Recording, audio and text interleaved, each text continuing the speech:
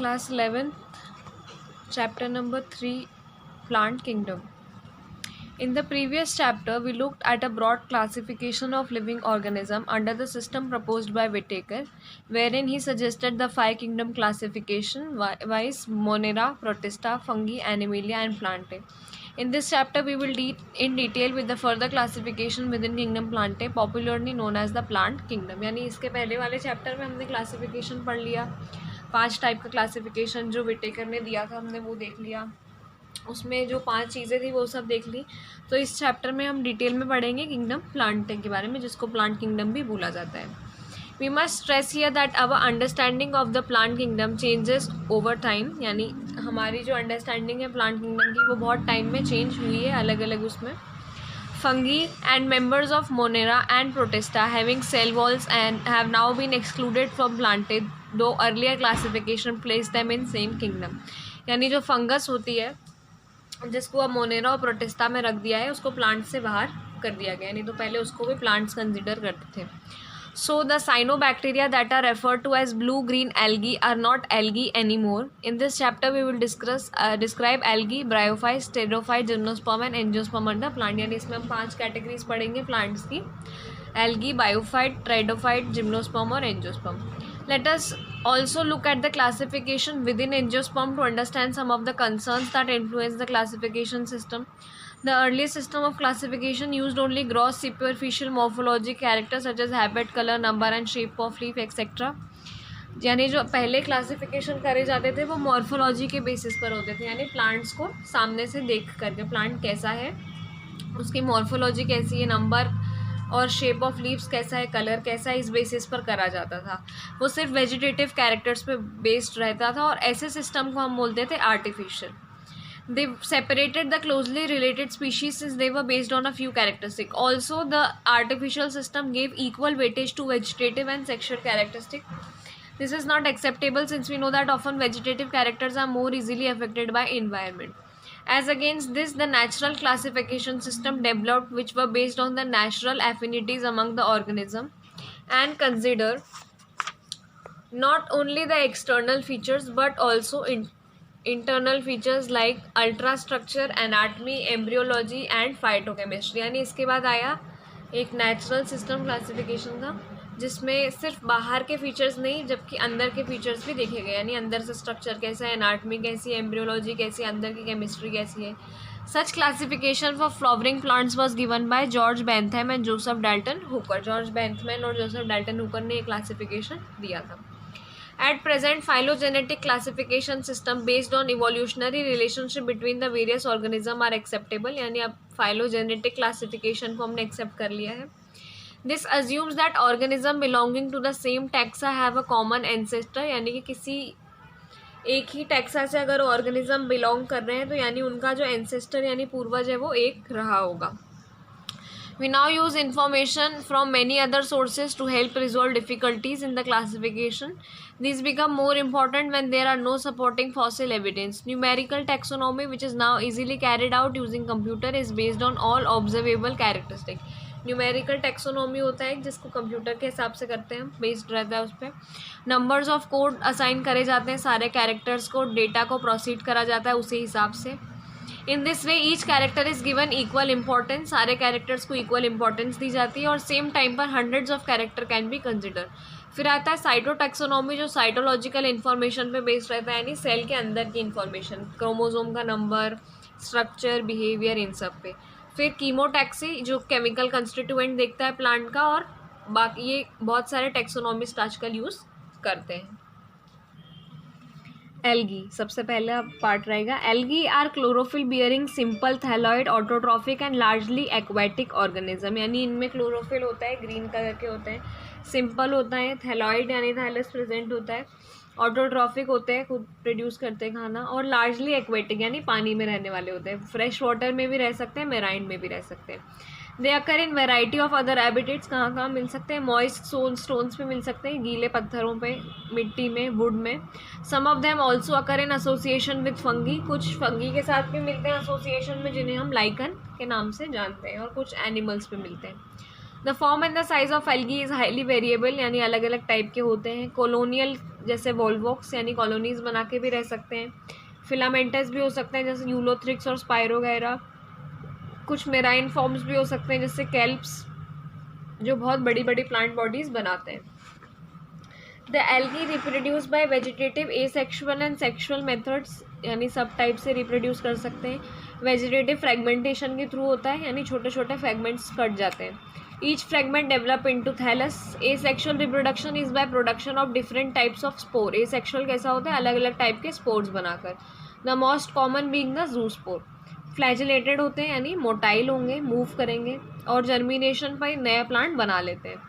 फिर sexual reproduction fusion of two gamete से होता है। ये गैमीट फ्लैजिलेटेड और सिमिलर साइज के हो सकते हैं जैसे यूलोथ्रिक्स में।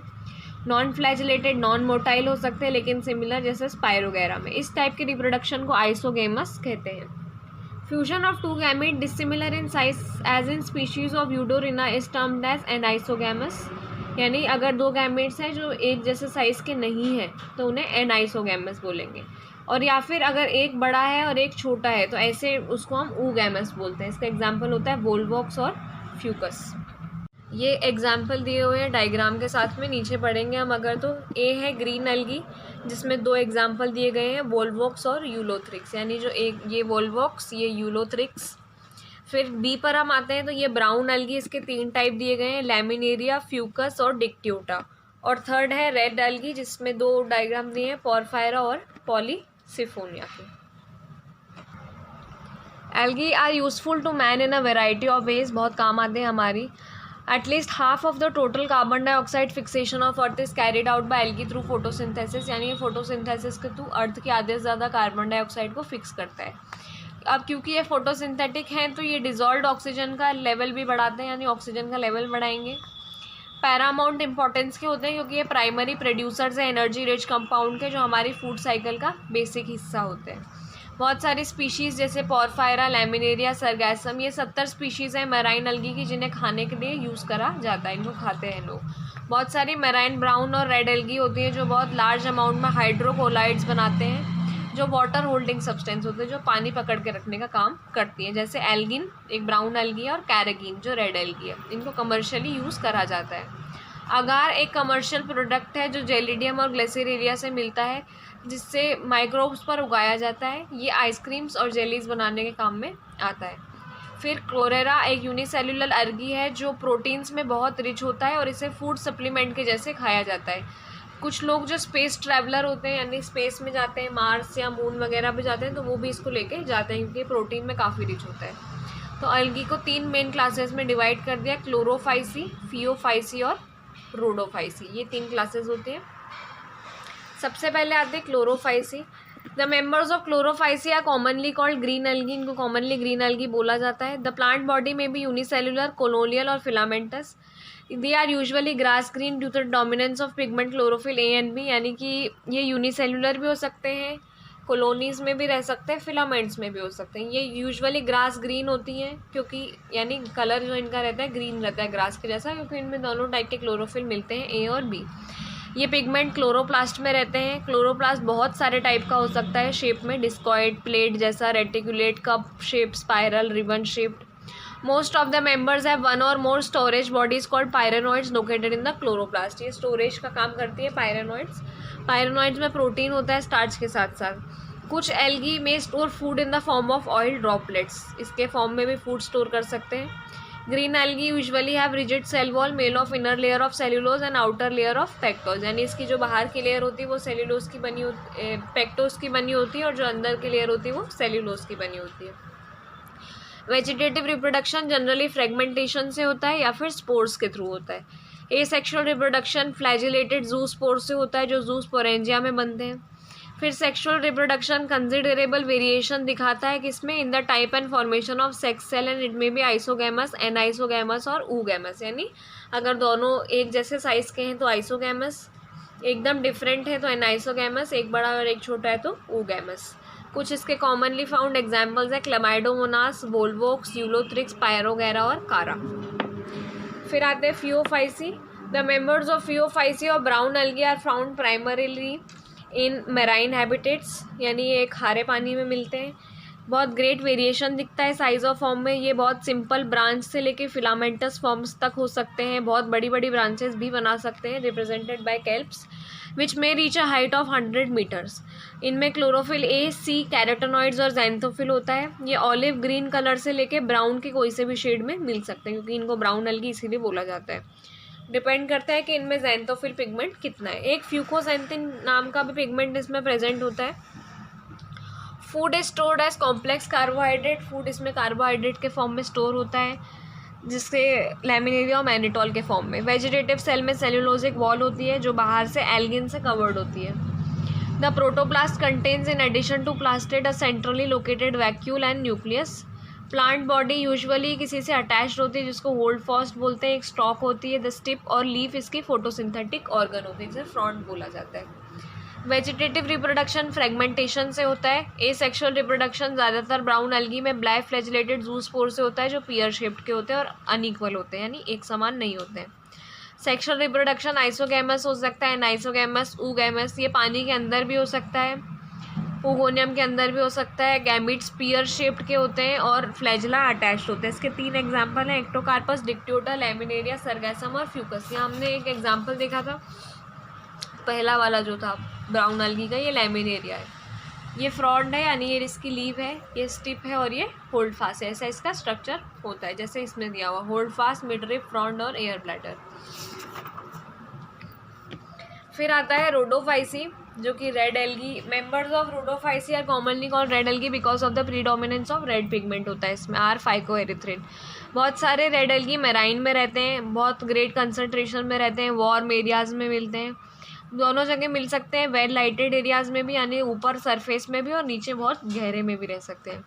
The red thalli of most red algae are multicellular, complex body organization होता है। फूड फ्लोरिडियन स्टार्च होता है जो एमाइलोपेक्टिन और ग्लाइकोजन के सिमिलर है।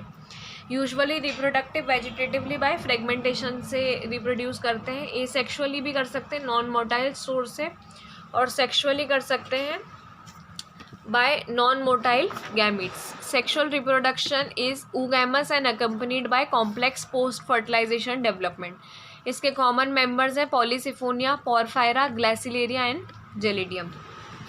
ये जो यहाँ पे टेबल बनी हुई है, क्लास 11th। अब हम बायो में एंजियोस्पर्म पढ़ेंगे, चैप्टर 3 के आगे का।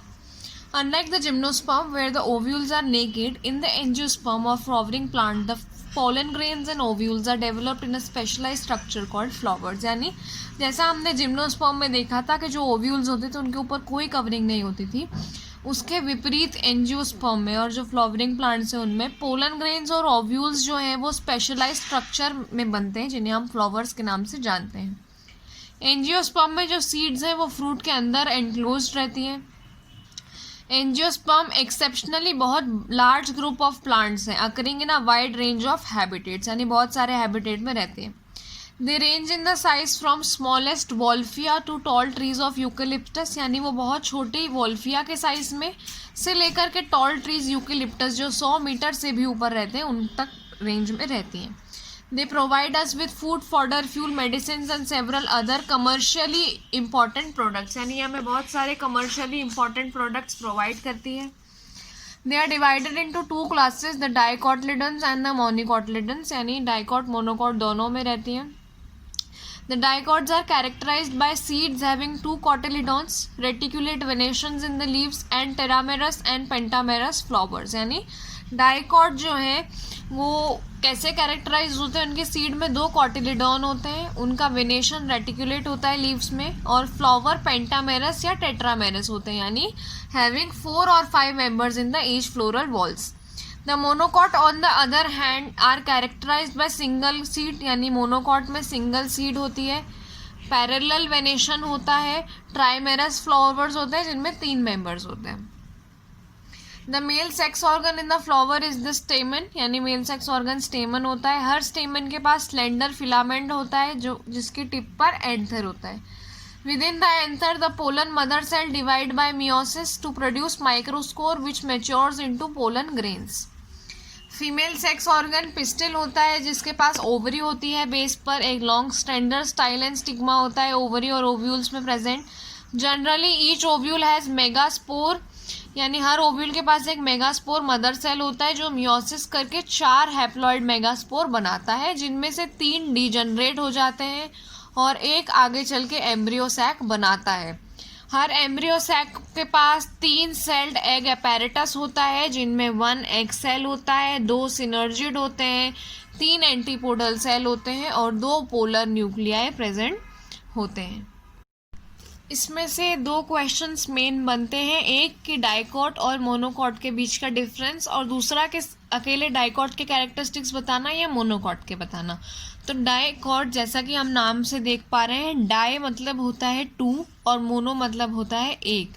तो जिसके पास 2 कॉटिलिडॉन्स हैं वो डाइकॉट, जिसके पास एक कॉटिलिडॉन है वो मोनोकॉट। इसके साथ डाइकॉट का वेनेशन रेटिकुलेट होता है। जब हम चैप्टर पढ़ेंगे मॉर्फोलॉजी तो उसमें हमें पता चलेगा कि वेनेशन क्या होता है। समझने के लिए देखेंगे, जैसे कुछ लीव होती है पत्ती, उसके बीच में लाइंस बनी होती है जो हम देखते हैं, जिसका डायग्राम यूजुअली हम ऐसे बनाते हैं, तो इसे वेनेशन बोलते हैं। जैसे हमारी बॉडी में वेन्स होते हैं, ये जो दिखते हैं हाथ में, वैसे ही लीव्स में वेनेशंस होते हैं। तो इसके हिसाब से देखें तो इसका वेनेशन रेटिकुलेट होता है और मोनो का पैरेलल वेनेशन होता है। फिर फ्लावर इसमें पेंटामेरस होते हैं, यानी 4 से 5 मेंबर वाले, और इसमें 3 मेंबर वाले होते हैं। और एक चीज़ यहाँ पर पढ़ने की है कि हर एम्ब्रियो सैक के अंदर क्या होता है, 3 सेल का एग अपैरेटस होता है, जिसके अंदर एक एग सेल होता है और 2 सिनर्जिड होते हैं।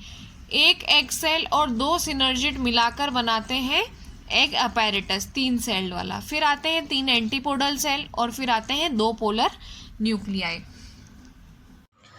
Pollen grains after dispersal from the anthers are carried by wind or various other agencies to the stigma of a pistil। यानी जो पोलन ग्रेन्स बनते हैं फ्लावर के अंदर, जो पाउडर्ड स्ट्रक्चर होते हैं, वो एंथर से डिस्पर्स किसके थ्रू हो सकते हैं, या तो विंड के थ्रू हो जाते हैं, या इसके अलावा और कुछ और अदर फैक्टर्स होते हैं, जैसे वाटर हो सकता है, एनिमल्स हो सकते हैं। इसको हम टर्म देते हैं पॉलिनेशन। ठीक है। The pollen grain germinate on the stigma and resulting pollen tube grow through the tissue of stigma and style and reach the ovule। फिर वो एक बार उसके ऊपर पहुंच जाते हैं तो वहाँ पर जर्मिनेट करते हैं, यानी ग्रो करते हैं। ग्रो करने के बाद उनसे बनती है एक पोलन ट्यूब, जो अंदर की तरफ ओव्यूल में चली जाती है।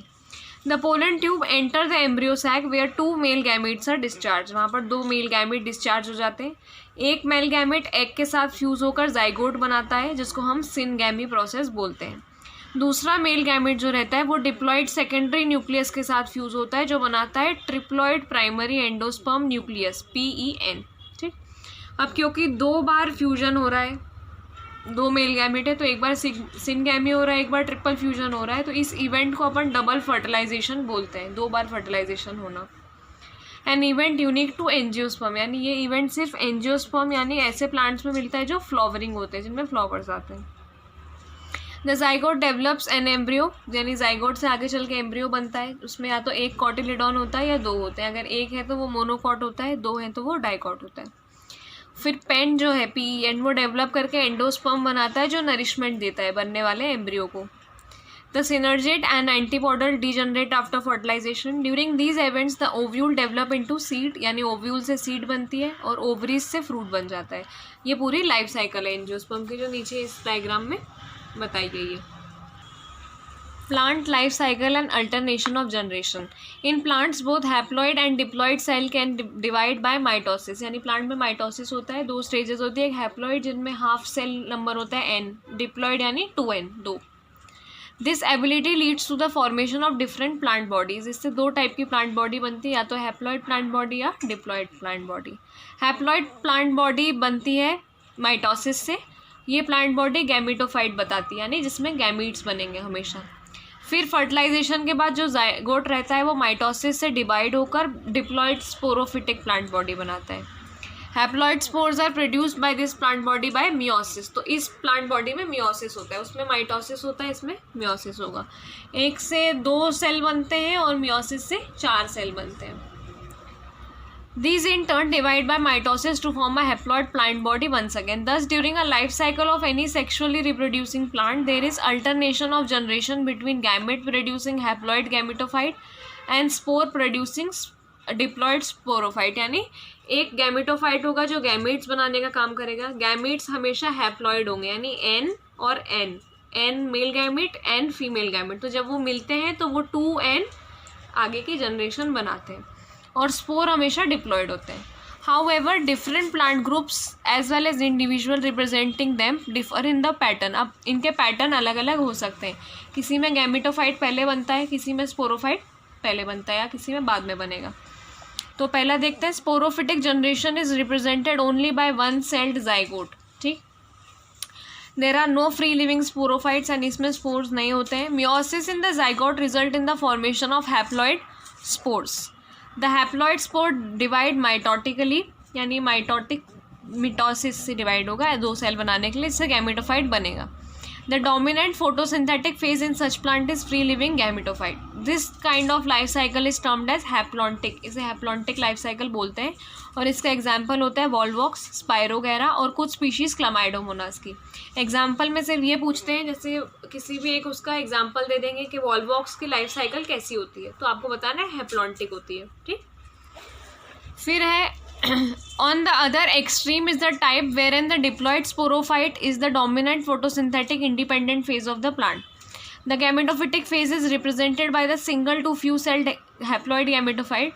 This kind of life cycle is termed as diplontic. इसे diplontic बोलेंगे. ये किस में मिलेगा? Fucus represents this pattern, एक algae में.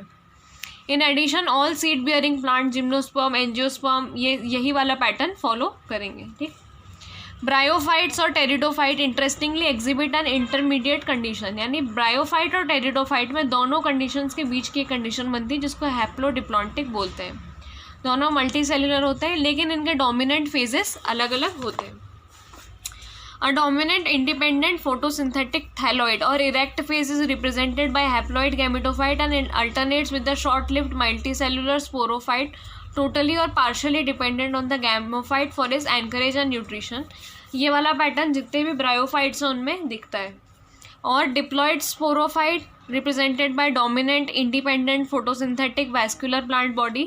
It alternates with multicellular saprophyte independent but short-lived haploid gametes. ऐसे पैटर्न को हैप्लोडिप्लॉन्टिक लाइफ साइकिल बोलते हैं और ये टेरिडोफाइट्स में मिलता है. Interestingly, while most algae genera are haplontic, some of them such as Ectocarpus, Polysiphonia, Kelps are haplodiplontic और Fucus जो है वो डिप्लॉन्टिक होते हैं. यानी एग्जाम्पल्स दिए हुए हैं. ठीक, तो पहला वाला सिर्फ हैप्लॉन्टिक था, बाकी के दोनों हैं हैप्लो भी हैं और डिप्लॉन्टिक भी, और फिर लास्ट वाला सिर्फ डिप्लॉन्टिक है.